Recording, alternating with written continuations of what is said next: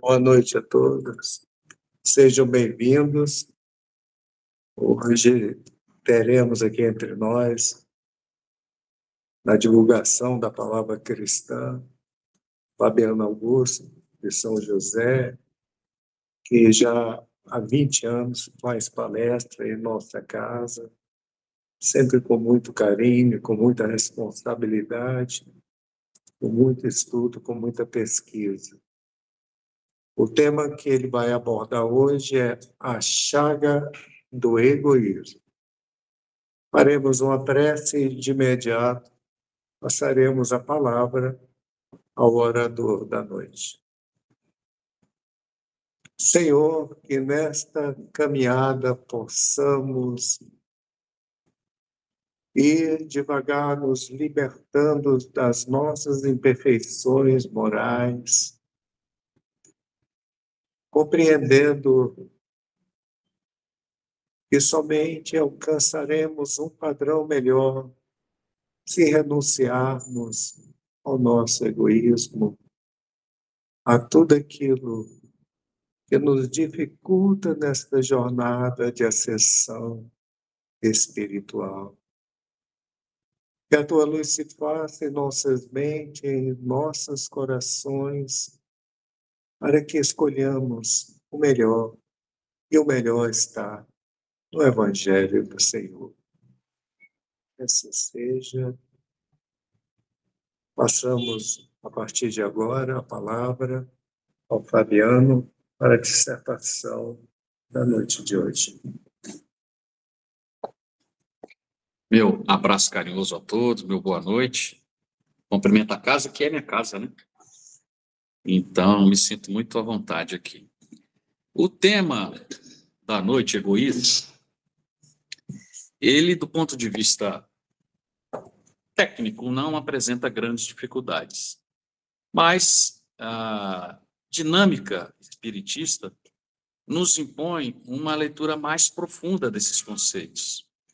Então, sempre é importante a gente estar revisando sob a ótica da doutrina espírita esses conceitos, a fim de que a gente descolhe a nossa leitura tradicional do que a filosofia, do que as outras doutrinas ou do que as outras religiões colocam, porque, efetivamente, nós não temos compromisso com outras doutrinas, outras religiões e outras visões filosóficas. É importante que o espírita entenda isso. O compromisso do espírita é com o espiritismo. Ou então, né, ele ainda está flutuando, ainda é um simpatizante, não sabe bem qual roteiro escolher, o que, em princípio, não tem problema nenhum, muito pelo contrário. Mas, diante do que o Espiritismo nos oferece, e diante da disposição de sermos espíritas, a gente precisa compreender determinados conceitos. Então, eu trago para ilustrar o início da nossa falação uma história com H, porque é contada pela espiritualidade, no livro Contos desta e de Outra Vida, psicografia do Chico, mas quem traz a mensagem é o irmão X. Até então, ele não se identificava com Humberto de Campos. E o título do capítulo é Álbum Materno. Basicamente, a espiritualidade conta a história de uma família, né? E o relato é da mãe, né, da matriarca chamada Dona Silvéria, e do seu filho Maurício. Então, é como se fosse um diário, em que ela faz a abordagem dos momentos mais importantes da vida do filho. E a espiritualidade depois mostra, né, o fruto dessas escolhas, o que repercutiu, e a gente começa a entender verdadeiramente esses conceitos associados ao egoísmo e ao orgulho de maneira bem pragmática. Então, esse álbum materno, ou esse diário, continha, né, as principais fases da evolução, da idade e do crescimento desse espírito chamado Maurício. E eu vou trazer só os elementos mais importantes, mas as páginas estão aí para uma leitura mais atenta. De qualquer forma, mostra uma preocupação exagerada e pouco racional da mãe em proteger o filho. Então, ela não deixava o filho chorar, contra a indicação médica, dava alguns medicamentos, contra a indicação médica, deixava ele chupar a chupeta numa idade avançada, o filho dela não podia sofrer, não podia chorar, porque ele era um príncipe, ele tinha que ser bem atendido, Aos 4 anos de idade, ele tinha o hábito de arranhar as babás, era uma família muito rica, de muitas posses, e ela achava muito lindo o bebê arranhar as babás, achava que ele era muito ativo. Aos 5 anos, ele pegou o querosene e tacou fogo na cachorra da vizinha. Pasme, aos 5 anos de idade, essa criatura foi lá e jogou fogo no cachorro da vizinha. Aquela confusão de bairro, mas a mãe achou que o cachorro merecia, porque o cachorro era um cachorro imundo e que o filho havia agido de maneira correta. Aos 7 para 8 anos, ele teve uma crise de cólera, né? Quebrou as janelas da casa, prateleiras, chutou baldes e pegou um copo e arremessou contra o olho de uma empregada, quase levando ela à cegueira. E a mãe achava tudo normal, afinal de contas, quem é que não fica nervoso? E todas as vezes que o pai ia interferir nesse processo de educação, ela ameaçava de separação, dizia que ela tinha que proteger o filho, porque o filho era um espírito especial, era um ser humano especial e que merecia tudo e mais um pouco. E criava esse desgaste junto aos pais, nessa ameaça constante de separação, caso ela não fosse atendida em todas as exigências enquanto mãe, enquanto protetora, enquanto matriarca.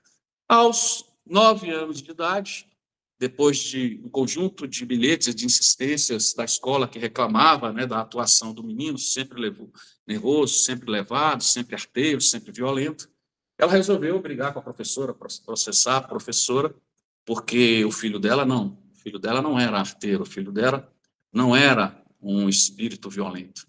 Aos 11 anos de idade, nos conta a narrativa do livro, ele já tinha sido expulso de 3 escolas.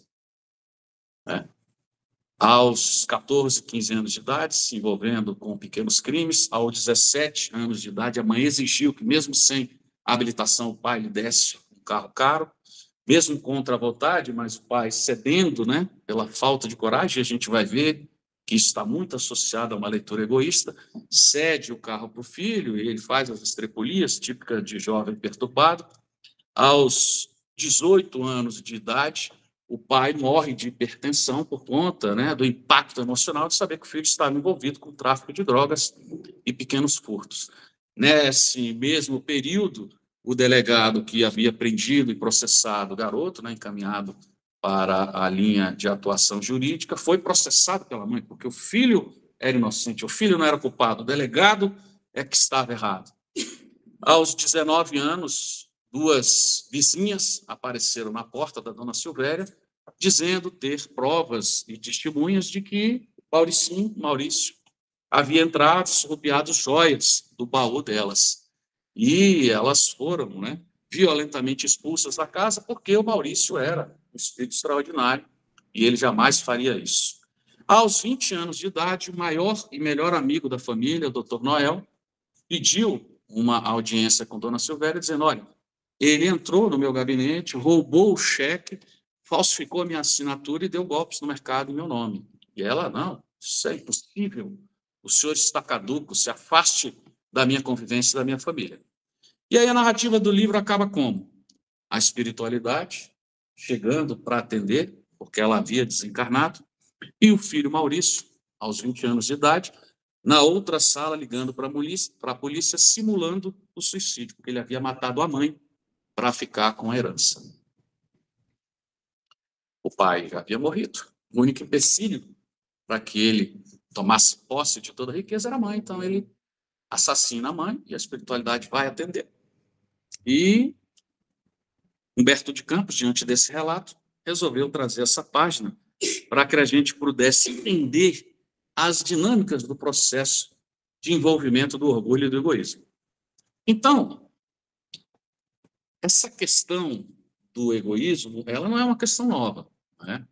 Ela é inerente à idiosincrasia humana ainda extremamente primitiva. Então, os antigos discutiam essa leitura egocêntrica, esse processo de egolatria, essa leitura hedônica ou hedonista que as filosofias, normalmente da Grécia Antiga, já exploravam. A gente sabe que o egoísmo é típico da atuação de espíritos inferiores. E se a gente pega, né, os reinos mais inferiores, como o reino animal, o animal mostra esse instinto, né, de sobrevivência muito latente. E o egoísmo, aí a necessidade da autossobrevivência, do atendimento das suas necessidades, é uma dinâmica do comportamento, né, dos animais, pelo menos em linhas gerais. E nós ainda, muito recentes, né, migrando nesse processo de evolução do princípio espiritual para o princípio inteligente individualizado, como nós hoje nos encontramos, na dinâmica do reino nominal, ainda é muito recente, né? Porque se a gente imagina um processo de evolução eterno para frente, nós fomos criados, e esse processo de vinculação à leitura nominal ainda é muito recente, não é mesmo? Então, os antigos gregos, né, a Grécia Antiga, no trabalho dos elementos da filosofia, apresentava esse sentido da vida dentro dessa leitura hedonista, dizendo que o objetivo da vida era a busca do prazer. Mas mesmo na antiguidade, já havia diferentes leituras filosóficas, elementos doutrinários distintos que difundiam e debatiam essas questões de maneira até certo ponto inteligente. E na modernidade, ela ganha eco principalmente com os escritores e os artistas libertinos. E hoje não é muito diferente, né? A gente percebe tanto elementos do pensamento, né, associado à filosofia ou à arte, ainda com uma leitura muito libertina, né? Muito dissociada da liberdade real, mas da libertinagem, quer dizer, é a liberdade para fazer o que quiser, sem compromisso, uma leitura totalmente amoral. E isso, passados alguns milênios, confesso para vocês que, na minha visão, não mudou muito. Hoje, essa leitura, então, é vista, né, traduzindo e fazendo uma síntese de toda essa filosofia hedonista da Grécia Antiga, é vista como uma busca incessante pelo prazer, como meio de dar sentido para a vida. Tá? Então, basicamente, é a leitura egoísta. Então, o hedonismo é essa visão filosófica, cultural, doutrinária, dentro de um espectro da praticidade, do pragmatismo, do egoísmo, né? Desse ego, dessa egolatria que a gente vive. Então, esse conceito, né, ou essa leitura, a etimologia da palavra é construída do grego antigo, da Edonê, que é tida, né, por todo o processo mitológico, como a filha de Eros e de Psique. Essa Edonê é a leitura encarnada, ou a visão personalística do hedonismo, ou seja, daquela expressão em que vale tudo para que eu alcance o prazer, né? A vida, o que pensa ou o que perde os outros é menos importante. O que interessa é a busca do prazer como elemento central para a felicidade. E, convenhamos, isso não mudou muito, né? E a gente, nessa linha, percebe que a sociedade se move pelo atendimento das paixões, né? Esses elementos mais tangíveis que a materialidade nos oferece. Mas veja bem, o que é importante? Importante a gente entender esse conceito que está intimamente associado a outro conceito. Então, não temos, é impossível, do ponto de vista de uma construção racional, falar de egoísmo sem falar de orgulho. Como também não é inteligente falar de caridade sem falar de humildade. Porque a construção, né, do ponto de vista conceitual que o Espiritismo nos oferece, associa esses dois elementos num contínuo.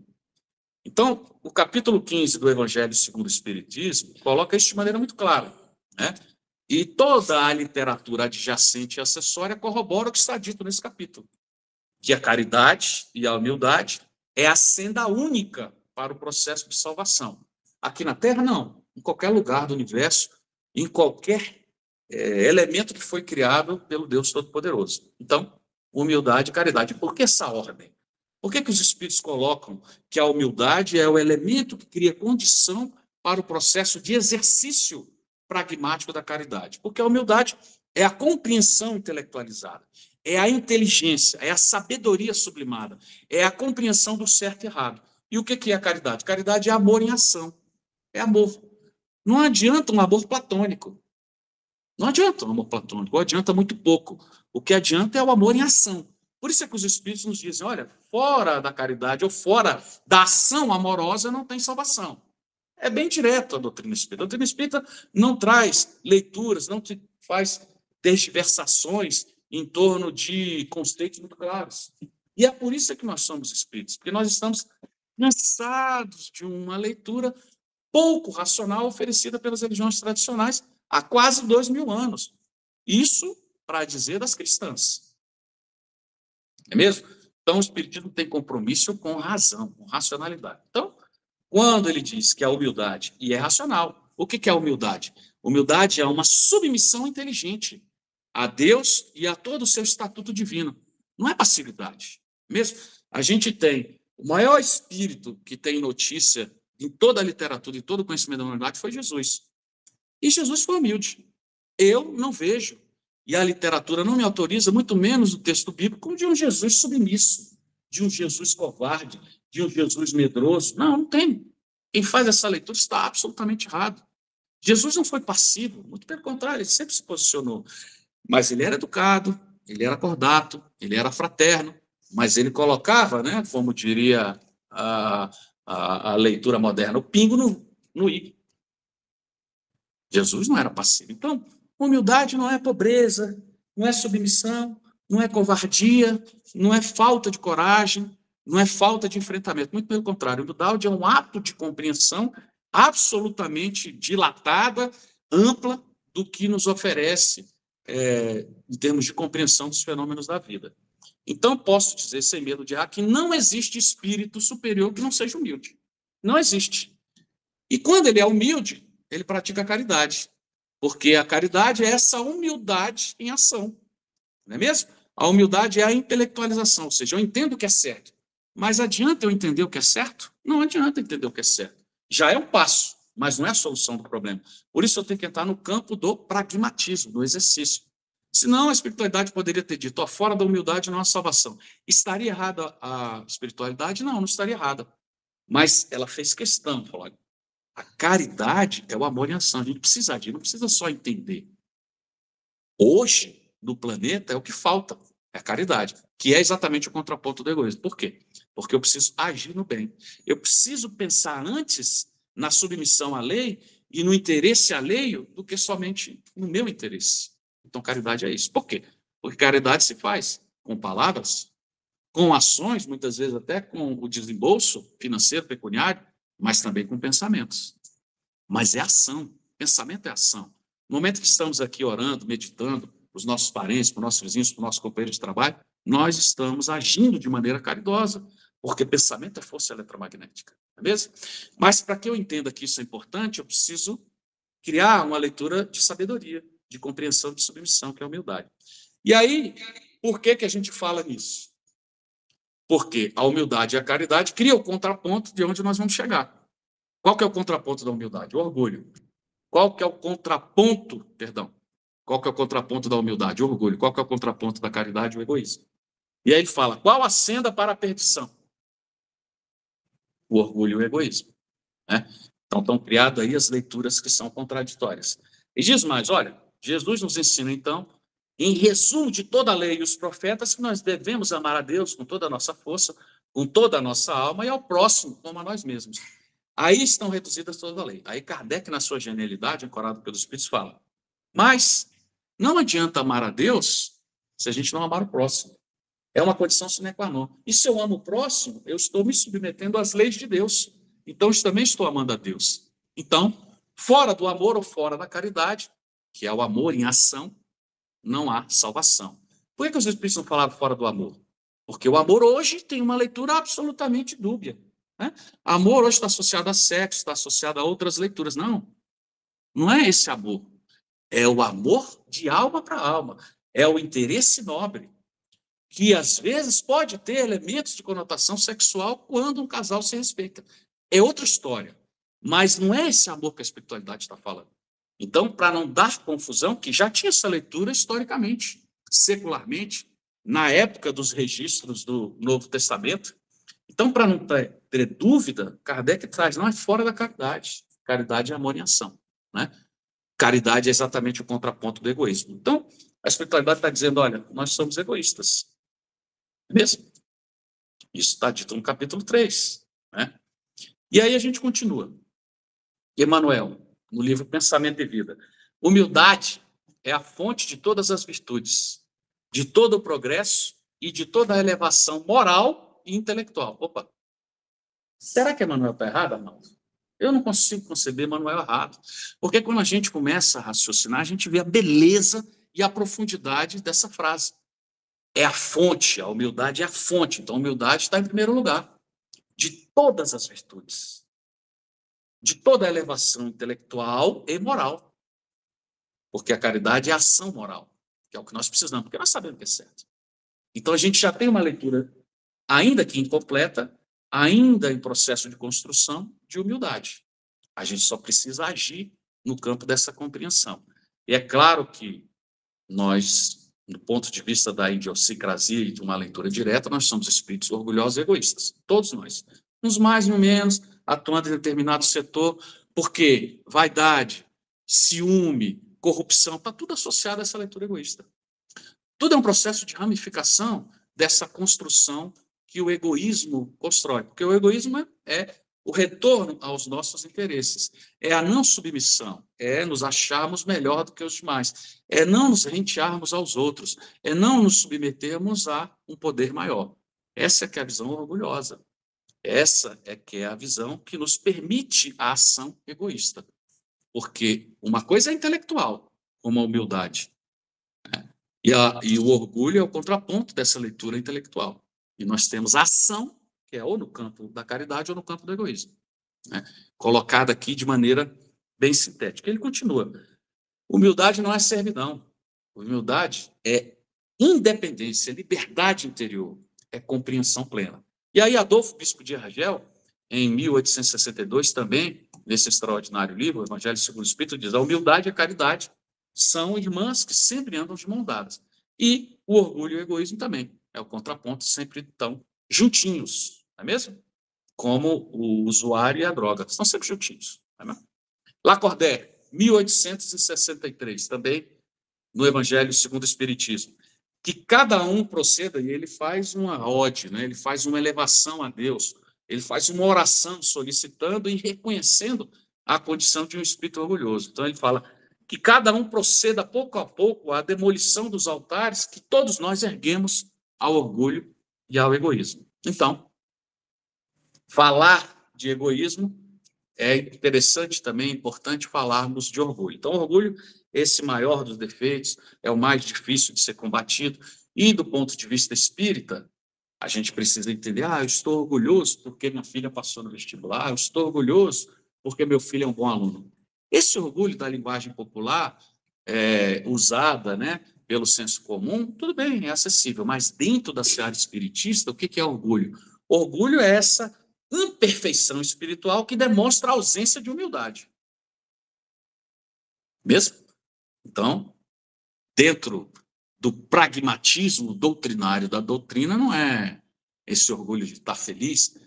E aí os espíritos vão explicar o porquê dessas deformações conceituais. Mais à frente a gente vai ver. Então, no livro Pensamento e Vida, Emmanuel reforça o orgulho, né, e constrói a leitura da humildade, agora ele constrói a leitura do orgulho. O orgulho reflete a pequenez do indivíduo diante do universo, nos tornando egoístas e também vaidosos, porque uma coisa está associada à outra, elementos responsáveis pela discórdia e por toda a delinquência social. Então, Emmanuel também crava. O orgulho é responsável por todos os problemas, como a caridade é responsável por todas as soluções, né? Caridade e humildade, orgulho e egoísmo. Então, a humildade é fruto dessa inteligência sublimada. E aí a gente entra, do ponto de vista da codificação, dentro do egoísmo, propriamente dito, que é o tema central. Questão 915 do Livro dos Espíritos. A pergunta é a seguinte: por que, por ser inerente à espécie humana o egoísmo, sempre será um obstáculo ao reinado do bem absoluto na Terra? Então está dizendo, o egoísmo vai ser sempre um obstáculo? E os Espíritos, sim, o egoísmo é um grande mal, né?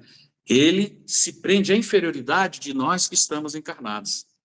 Embora existam homens que não têm essa leitura, essa idiosincrasia tão presente, mas até em número maior do que a gente pode fazer uma leitura ou do que supor, mas nós não o conhecemos, nós não os conhecemos. Olha que interessante os espíritos. Porque a virtude foge à claridade do dia. O que os espíritos estão dizendo de maneira poética? Que não interessa, né? Não interessa essa leitura caridosa. Ninguém valoriza, né? Se a gente pegar os elementos midiáticos, os artistas de sucesso, os blogueiros, os youtubers, são todos voltados para uma leitura egocêntrica, para um comportamento de acúmulo, para uma leitura voltada para o eu, né? Os artistas e todos esses elementos de sucesso. É sempre uma postura egoísta. Ninguém fala de coisas boas, fala de si, do que tem e do que vai conseguir, muitas vezes enganando o incauto, né? E a nossa sociedade aplaude. Milhões de seguidores, milhões de reais nas contas, né, reconhecidos, pessoas que não têm padrão moral e intelectual absolutamente nenhum, não conseguem fazer o óculos no fundo da garrafa, ganhando-me. Por quê? Porque essa leitura hedonista está presente na nossa sociedade comum, que está entranhada, e os espíritos explicam por quê, né? Então, eles vão, olha, essas atitudes narcisistas, o falar de si e não ouvir os outros, né, o ego, se conecta com o elemento mais inferior da consciência e acaba virando uma ferramenta de comportamento comum. Aí, na 917, dando continuidade, qual o meio de destruir o egoísmo? Das imperfeições, é uma das mais difíceis, porque está enraizada e deriva da influência da matéria. Opa! Então, nós temos um conceito de que essa leitura egoísta está associada aos elementos de vinculação tangível, né? Do que a gente consegue perceber da matéria, né? Influência que o homem não consegue se libertar. Está dito no Livro dos Espíritos, no maior livro da história da humanidade. E um dia todos vão reconhecer isso. Cujo entretenimento tudo concorre. E aí eles explicam por que essa leitura hedonista, por que esse comportamento egoísta feito pelos nossos líderes, pelas nossas autoridades, pelos nossos artistas, né, pelos políticos, são sempre leituras egoístas. Quando não são no discurso, são na prática. Não é mesmo? Aí diz, por que concorre às leis? Os Espíritos estão dizendo que em 1857, as leis contribuem para uma postura egoísta. E é verdade, né? Aí diz, não só as leis, não. A organização social, né? A educação, a construção das instituições. Está lá, 917, para quem quiser ler.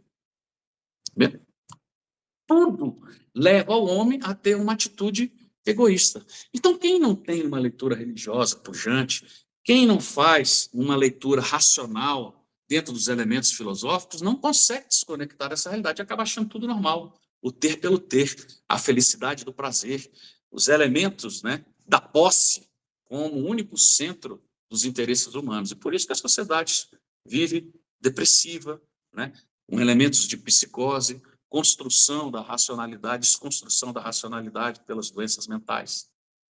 Nunca nós tivemos tantos casos como agora. Não é à toa que a depressão é considerada pela própria OMS o mal do século. E aí vem a resposta, né? Que é extraordinária. O egoísmo se enfraquecerá à proporção que a vida moral se tornar predominante em relação à vida material. Então, não é que a gente tem que abandonar a vida moral, a vida material. Não. Precisamos ter um carro, precisamos ter uma boa roupa, né? Precisamos estar bem alimentados. Se esse trabalho de aquisição dos elementos materiais for honesto, fruto do trabalho, que bom. A prosperidade é bem-vinda. Agora, a gente não pode ver em função de.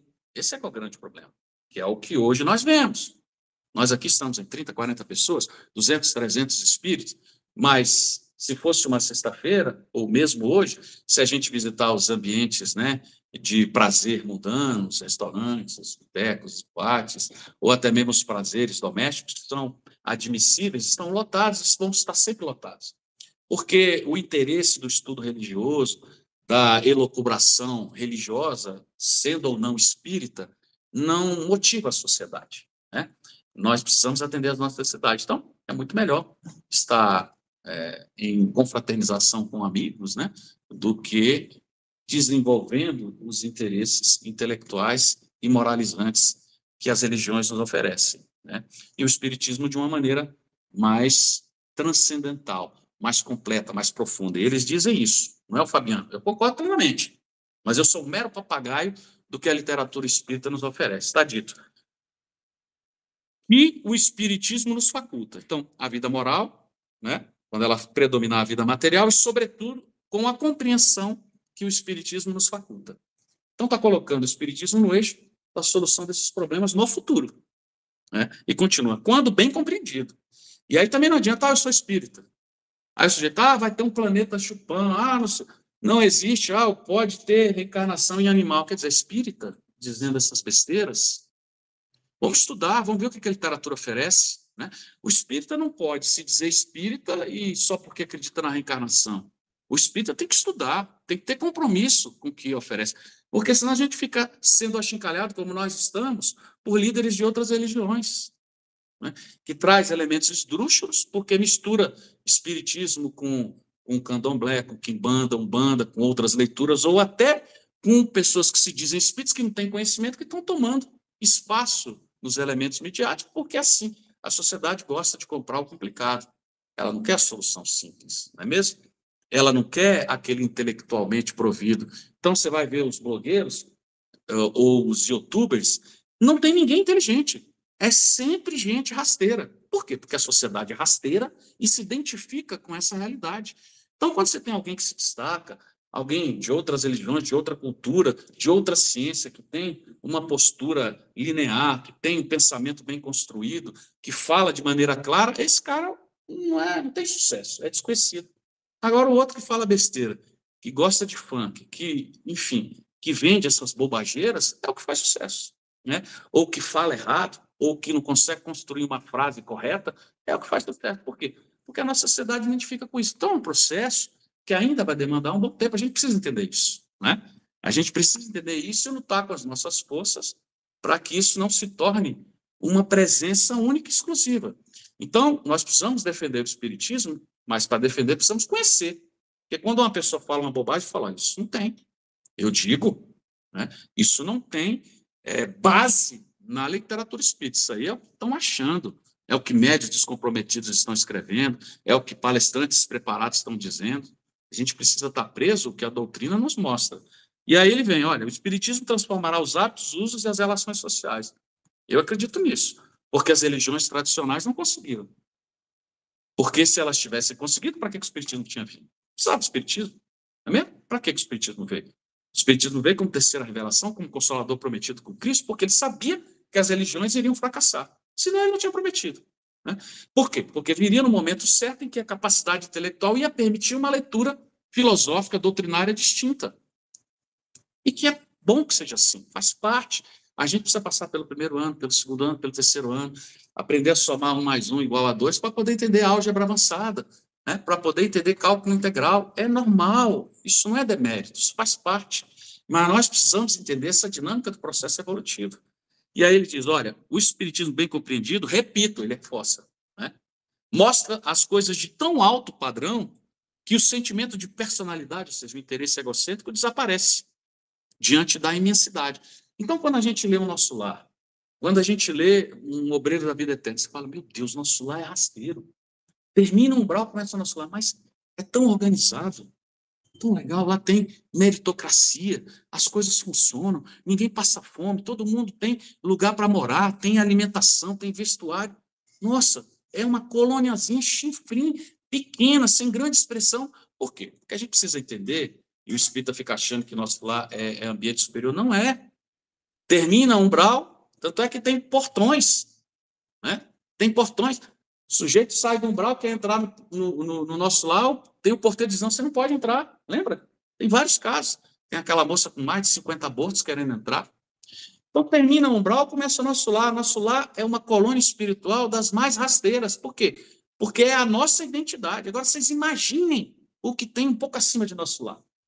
Imaginem quando a gente se melhorar um pouquinho. O que a gente vai conhecer de beleza, de felicidade, de alegria espiritual? Totalmente descolado do que qualquer coisa que a sociedade pode nos prover. Não é mesmo? O Chico, quando perguntava para ele, Chico, você é feliz? Sou. O Chico tinha. O Chico era pop. Não era muito bonito, para não dizer que ele era feio. Simpático demais, né? Criatura extraordinária. Mas não tinha uma beleza física, né? Assim que chamava a atenção. Tinha 12 doenças crônicas, tomava 19 comprimidos por dia, problemas gravíssimos, praticamente cego, e ele se dizia feliz. Mas, bom, porque do alto da consciência dele, ele entendia que aquilo ali era provisório. que ele estava servindo de ferramenta e que a felicidade estava condicionada ao exercício prazeroso do trabalho em favor dos outros. Não estava vinculado a dinheiro e a estrutura física. Não estava. Né? Então, Chico, não, eu sou feliz. Eu tenho meus problemas, mas eu sou feliz. Né? E você vai dizer que o Chico estava faltando a verdade? Jamais. Né? Espírito extraordinário. E, com certeza, está em regiões mas muito superior ao nosso lar. Porque, lembra, André Luiz ficou 8 anos e meio no umbral, ele sai e vai para nosso lar. Ele estava no umbral, bebendo lama. Ele desperta, acorda, resolve fazer a primeira oração dele. Na hora que ele faz a oração, né, Clarence com a padiolinha chega lá para resgatar. Quer dizer, se ele tivesse feito a oração antes, porque a mãe, que não está em nosso lar, está num ambiente superior, né? A esposa de Emanuel, né, Publio Lento, está num ambiente superior, que ele precisa se preparar semanas, se desinfeccionando. Emanuel, um espírito nobre, para poder alcançar. Então, a gente começa, na literatura espírita, a entender que isso aqui é passageiro, que isso aqui é prazeroso, sim, mas existem prazeres inenarráveis do outro lado. E aí a gente começa a se deslocar. Então, a gente, não, vamos participar, vamos colaborar, vamos levar nossos filhos para a evangelização, vamos ouvir aquele chato do Fabiano na palestra pública, que às vezes alguma coisa de boa sai, vou colaborar com o centro para manutenção, vou comprar um livro espírita. Né? A gente começa a se envolver e a gente vai mudando o nosso padrão, o nosso psiquismo. E, graças a Deus, contribuindo com aqueles que estão ao nosso lado. E é assim que a gente vai transformando a sociedade, nesse processo de autotransformação. E aí ele diz, ora, o espiritismo bem compreendido, né, mostra as coisas de tão alto que essa leitura personalística desaparece. O egoísmo dos outros é que muitas vezes nos faz egoísta, é verdade. É uma leitura humana. As pessoas agem de maneira egoísta, né? Tá no trânsito, acelera para pegar a frente do carro, né? Tem uma fila, o outro está caminhando caminho mais rápido para chegar na frente. É uma leitura que a gente vai se envolvendo, né, institucionalmente, socialmente, para atuar de maneira egoísta. E nos colocamos nessa defensiva, diz os Espíritos. Em face do atual nível de egoísmo, a virtude, que é a caridade, acaba sendo de difícil exercício. Então, o que eles afirmam aqui? Que toda a sociedade joga contra. Né? Eu, sempre que passo sobre essa dinâmica, eu digo, se tem uma instituição que colabora com o nosso avanço moral, é a Casa Espírita. Então, o papel mais importante da Casa Espírita, por exemplo, é a evangelização. Se nós somos pais, temos filhos, vamos colocar na evangelização. Porque essa fase de formação é muito mais importante agora, do que com 30, 40 anos, que o desenvolvimento intelectual está sempre premente, sempre agindo, mas com 5, 6, 7 anos, a criança está recebendo as primeiras leituras de vivência caridosa, né? De desconstrução da egolatria. Então, precisamos nos associar com instituições que colaboram. Então, os hospitais têm um papel importante, as escolas de educação, as faculdades superiores voltadas, obviamente, para os elementos do estudo e não para os elementos, né, de leitura política, como nós vemos, porque a gente precisa se dissociar disso, não precisamos tomar partido, a gente tem que entender o que é certo e errado, e o nosso compromisso é com o que é certo e errado, não é com partido A, com partido B, política A, política B. É mesmo? Essa é a recomendação da doutrina. O que é certo, porque a recomendação da doutrina está debaixo de quem? Da autoridade do Cristo. Quando no Sermão da Montanha ele falou, olha, que o seu sim seja sim, que o seu não seja não. Então não tem meio ponto, não tem conversinha fiada. Ah, não, mas... Né? Eu costumo colocar essa imagem para a gente entender que o Cristo foi muito assertivo.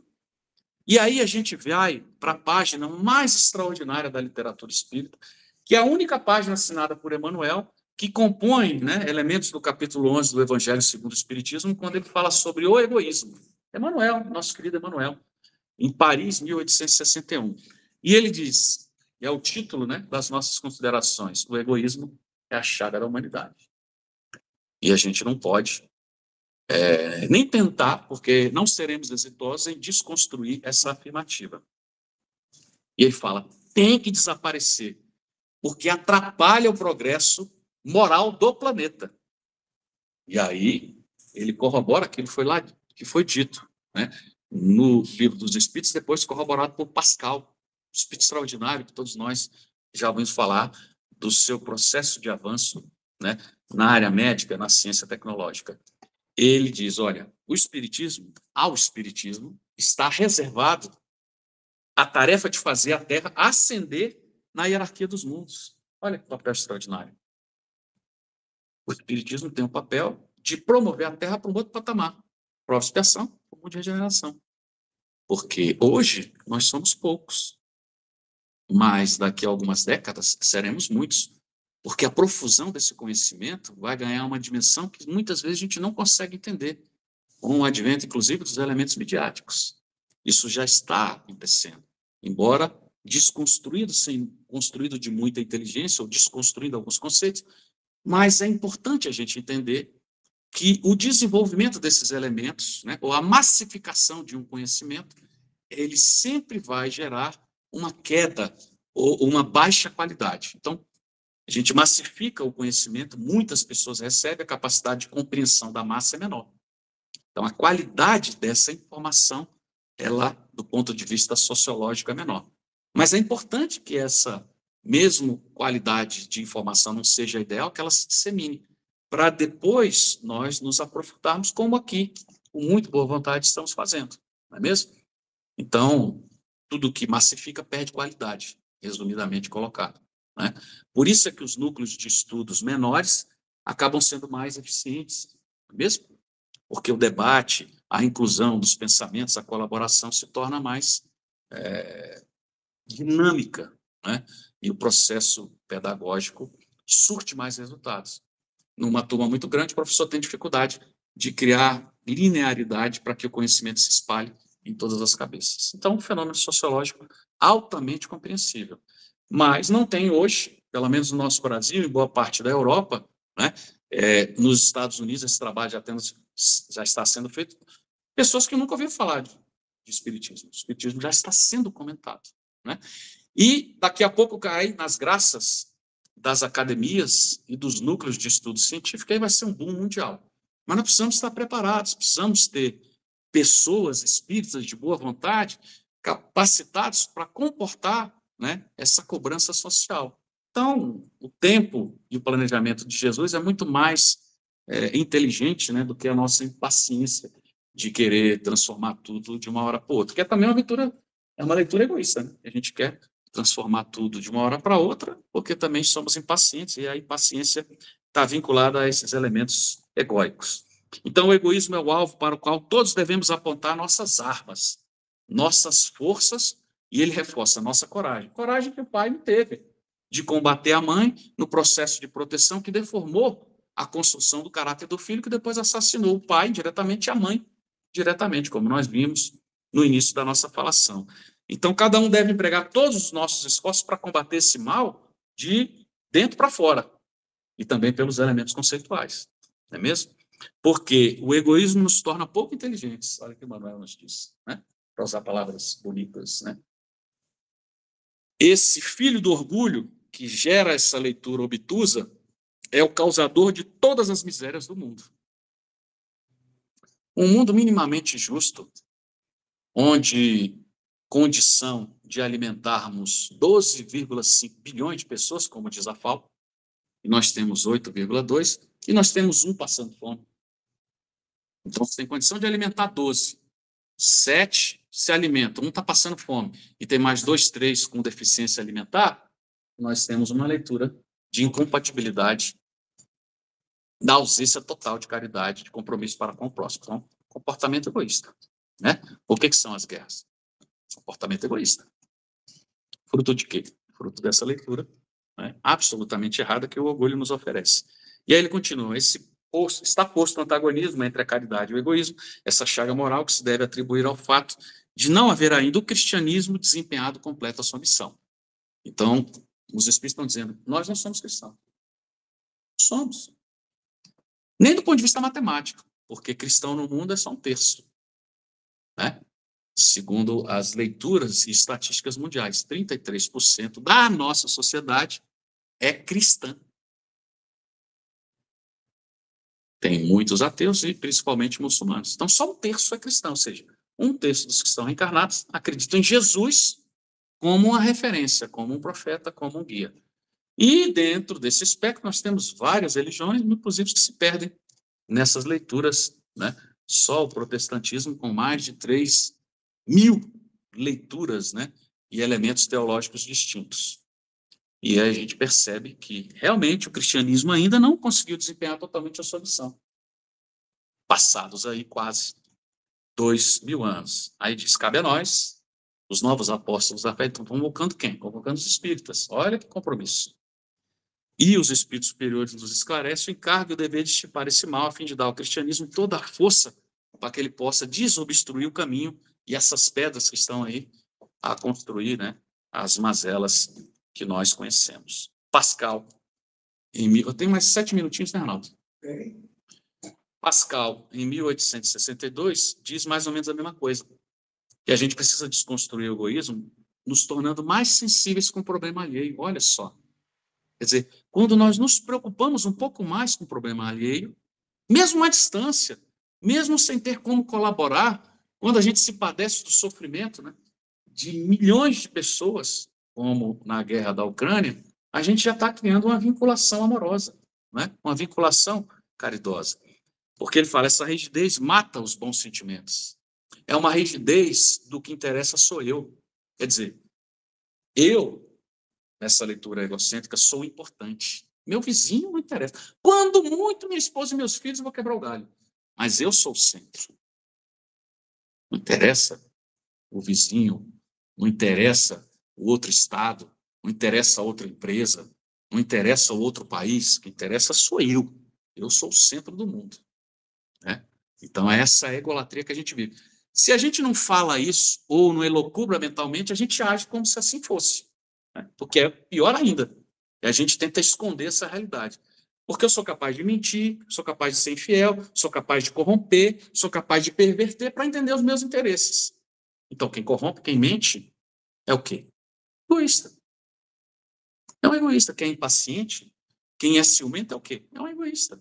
Porque desconstrói uma leitura do que é certo e errado, que está baseado em elementos sem, né, argamassa intelectual.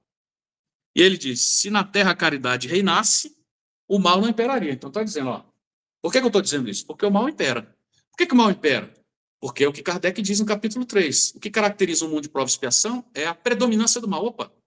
Então, se existe predominância do mal, não adianta a gente chegar na tribuna espírita e falar, nós somos lindos, irmãos, nós somos maravilhosos. A terra é um oásis de luz. Não é. Não é, gente. Não é. Esse discurso não cabe mais. É só olhar para o lado, se a nossa vida está boa, que bom. Vamos agradecer de joelho. Se nós estamos com a vida centrada, que bom. Vamos agradecer de joelho e continuar nesse caminho. Mas olha para o lado. Né? E olha que o nosso país ainda tem muitos problemas, mas ainda é, se comparado às realidades, né, da África Setentrional, da Ásia, nós estamos, né, surfando a crista da onda. Então, os espíritos nos dizem isso. Nós temos muitos problemas, graves problemas, problemas estruturais, e o mal impera. Por que o mal impera? Eu sempre digo isso. Porque a passividade também é o mal. A inoperância diante das oportunidades de ser útil também é o mal. A passividade é o mal. Os espíritos dizem isso. Isso é para Kardec, um desdobramento. Não adianta só agir no bem. O bem que você não fez e que vai gerar um mal é uma ação maligna.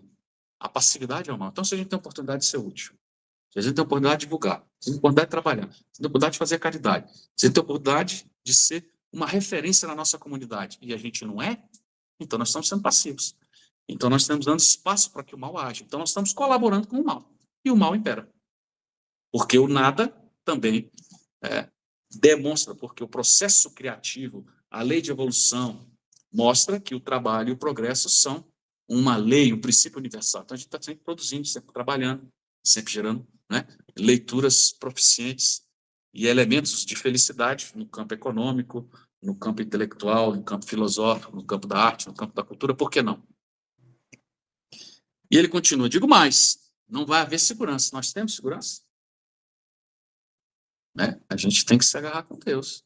Porque mesmo vivendo em condomínio, mesmo com carro blindado, mesmo com porte de arma, mesmo com segurança, se resolver cair um meteorito na nossa cabeça, acabou. Né? Se a gente estiver num lugar e tiver um cataclismo social, acabou. Se um sujeito perder o controle do carro e sair capotando, acabou. Então, nós não temos segurança, né? A segurança é crença na justiça divina.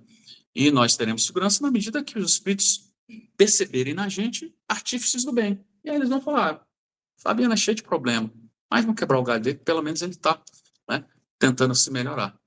Como todos nós. E aí a espiritualidade vai aliviando, né, processos que poderiam ser absolutamente deformados. Eu tive um recente problema na minha empresa. Eu quase perdi a orelha. Né? Uma cicatriz, tive que tomar conta. Por um dedo eu podia ter perdido o olho. Não é mesmo? Será que eles não quebraram meu galho? Eu tenho certeza. Né? Uma lâmina que bateu, voltou e cortou meu. Se fosse um pouquinho para dentro, né? Poderia ter me cegado. Então a gente não sabe.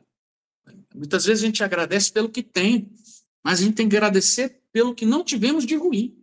Né? Às vezes a gente está desatento, pisa o ônibus, passa, oh, rapaz, Ave Maria, nem lembra agradecer. Às vezes é o protetor, o anjo da guarda que está puxando a gente, né? Está despertando para que a gente não passe, não atravesse a rua e não seja atropelado. Ou atrasa um problema doméstico para que aquele acidente que aconteceu na frente não pudesse nos envolver também. Então a gente precisa agradecer, e essa é uma leitura humilde, inteligente, não só pelo que nós conseguimos de bom, mas pelo que nós não tivemos de mal. Eu diria até que esse é um exercício mais adequado, não é mesmo? Então a gente tem que agradecer, né?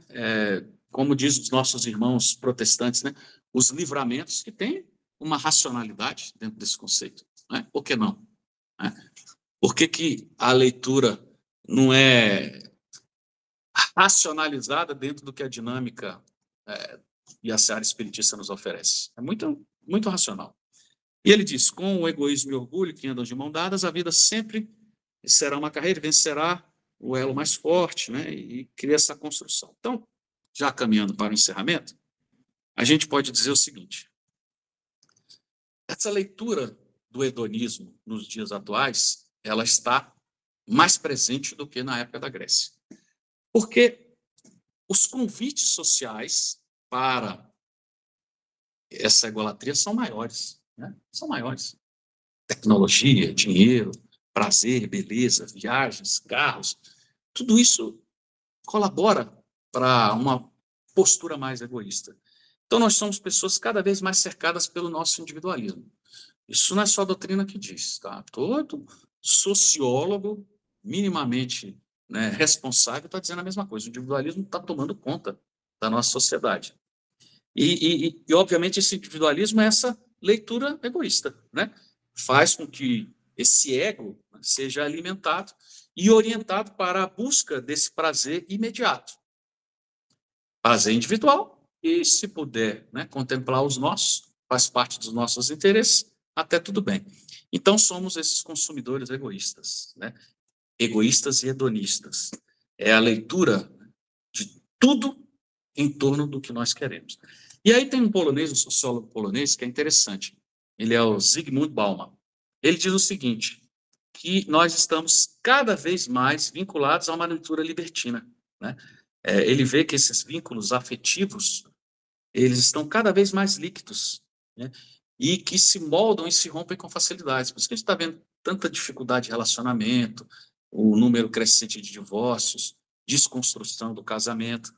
E a gente lembra, né? Ele, inclusive, no paper que ele constrói, ele fala desse escritor, desse político francês, o Marquês de Sade, que todo mundo já ouviu falar, que resumia, né? Prazer hedonista ao último grau nessa leitura egoísta voltada para o atendimento das necessidades sexuais. Então, o Marquês de Sade, como político, ele defendia que o Estado criasse prostíbulos e bancasse os prostíbulos para que as pessoas, no final do dia, depois de rotina de trabalho, pudessem, né, ter desanuviado as suas tensões. Mesmo? E a gente conhece toda a leitura, né, cultural em torno dessa figura, o Marquês de Sade. E, obviamente, ele diz que a gente não está muito descolado dessa leitura. Né? Olha que interessante. E aí, quando a gente fala de egoísmo, mas de maneira pragmática. Como é que a gente combate o egoísmo? A gente pode linkar 5 elementos importantes, colocados aqui de maneira resumida. Primeiro, a gente precisa reconhecer que somos egoístas. O sujeito precisa reconhecer doente para reconhecer esse doente para procurar o médico, para fazer o tratamento, não é mesmo? Então a gente precisa se reconhecer egoísta, cada um dentro da sua leitura interior. E aí, na medida que a gente faz isso, admitimos que somos egoístas, a gente começa a perceber também, dentro desse segundo ponto, o potencial no próximo. É olhar de bondade, é uma leitura de misericórdia, entendendo que todo mundo tem um potencial gigantesco de crescimento, porque nós estamos basicamente na mesma linha e na mesma condição evolutiva e moral. As distâncias, meus amigos, são muito pequenas. Em algumas décadas ou em pouquíssimas encarnações, a gente teria uma certa linearidade se todo o movimento social colaborasse para isso. Mas não tem, nós temos uma injustiça que vinga em quase todas as regiões, baseada nesse egoísmo que é individualizado, que se torna coletivizado na composição das nações, dos interesses institucionais. Então, nós precisamos perceber o potencial do próximo. Precisamos nos colocar abaixo de Deus e nos renteando com os nossos. Então, eu não estou abaixo nem acima de ninguém. Nós estamos no mesmo processo de aprendizagem. Se eu tenho um pouco mais de experiência num campo, o outro tem em outro. E a gente pode se complementar, não é mesmo? Terceiro, atacar essa leitura egocêntrica de dentro para fora. Ou seja, não adianta culpar os outros. O problema é nosso. Precisamos atacar essa construção desse vício interiormente, entendendo que ele é esse inimigo interno, tentar dissolver esse vício. E aí, a gente precisa fazer o quê? Precisa praticar os elementos que constroem a verdadeira caridade. Palavras, ações e pensamentos. Então, quando nós somos educados, quando nós somos recordados, quando utilizamos palavras adequadas, quando deixamos de utilizar expressões chulas, verborragia rasteira, a gente colabora com o equilíbrio da sociedade e daqueles que estão ao nosso lado. Quando nós pensamos positivamente, quando nós oramos, estamos agindo de maneira caridosa. Quando colaboramos com o nosso tempo, se não temos dinheiro, e se temos dinheiro e tempo, colabora com os dois, por que não? Não é mesmo? E toda casa séria, espírita, como muitas casas sérias de outras religiões, sempre tem assistência social. Não me identifico muito com o espiritismo, mas tudo bem, se vincula a uma outra leitura, religiosa, mas vamos agir em favor do próximo, por que não? Então, a gente vai trabalhando esses elementos da verdadeira caridade. Então, precisamos ser duros, seria a quarta composição, com nós mesmos. É fazer uma autoavaliação dura, porque a gente critica muito o filho dos outros, critica muito o motorista do lado, critica o vizinho, o companheiro de trabalho, mas a gente não olha o que nós estamos fazendo, o que nosso filho está fazendo, ou se olha, é muito ameno, porque ele é dos nossos, é egoísmo. É a leitura da dona Silvéria, quer dizer, o filho era lindo, maravilhoso, poderoso, um anjo da guarda. Com 5 anos tocou fogo no cachorro da vizinha. Meu Deus do céu. Imagino uma criança de 5 anos tocando fogo no cachorro. É algo até, se não fosse nas páginas espíritas, é difícil de entender. Mas mostra que a ação do pai e da mãe é uma ação egoísta. Covarde, porque a covardia também é egoísmo. Mesmo? O sujeito está vendo uma confusão ali, um adolescente batendo numa senhora de idade, mas não vou me meter porque não é minha mãe. Não é minha tia, não é minha esposa. Se fosse, ia lá e arrancava o olho do rapaz. Mas como não é, não se envolve. Então, por quê? Porque se vai se envolver, aí vai ter ocorrência policial, vai perder o dia, vai não sei o quê, capaz de ser preso e o sujeito está solto no outro dia. A própria Constituição Legal favorece essa leitura egocêntrica. As pessoas estão com medo de se envolver, com medo de participar, com medo de dar opinião, com medo de se manifestar. Por conta de tudo que está acontecendo. Então, os espíritos estão errados, em 1857, quando diz que a própria leitura da legislação nos colabora para sermos egoístas? Não, pelo contrário. E o quinto é reconhecer que o nosso adversário, que o nosso problema, que as nossas vicissitudes são elementos impulsionadores do processo de evolução. Ou seja, não nos tornarmos revoltados diante da dificuldade ou do sofrimento. São elementos pedagógicos. Quando a gente entende isso, a gente ameniza o coração e compartilha esses elementos com maior inteligência.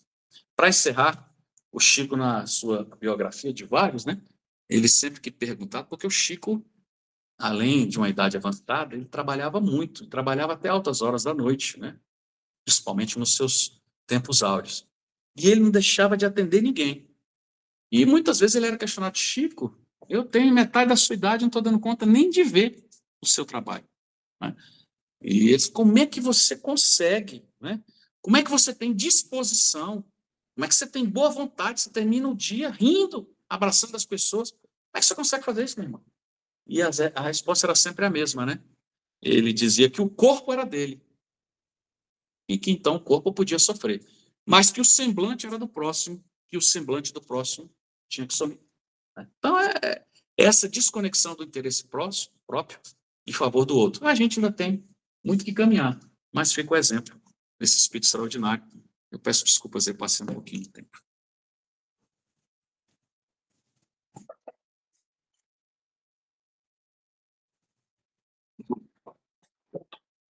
Agradecemos o estudo primoroso, a reflexão profunda que o Fabiano nos trouxe e que certamente poderemos entrar no canal nosso do YouTube, onde ficam as palestras, e ouvir quantas vezes forem necessárias, não só feitas por ele, como por outros colaboradores amigos da nossa casa.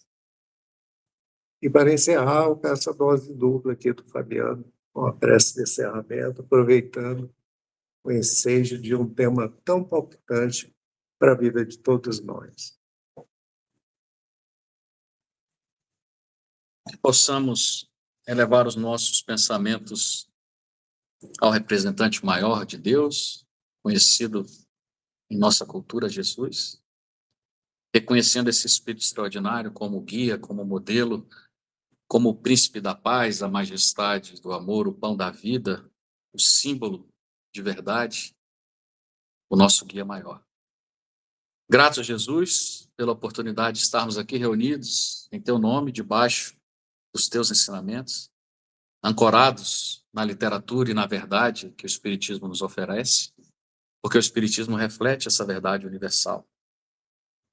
Agradecemos pela existência material, pelas alegrias, pelas felicidades momentâneas ou duradouras, pela saúde física, parcial ou total, pelas dificuldades ou pelo conforto material, pelas vicissitudes, porque sabemos que são impulsionadores e oportunidades grandiosas para que nos tornamos cada vez menos egoístas, menos individualistas, mais sábios, mais moralizados, porque esse é o grande objetivo que nos traz ao seio das realizações terrenas. Só temos a te agradecer, mestre, e obrigado pelo dia de hoje.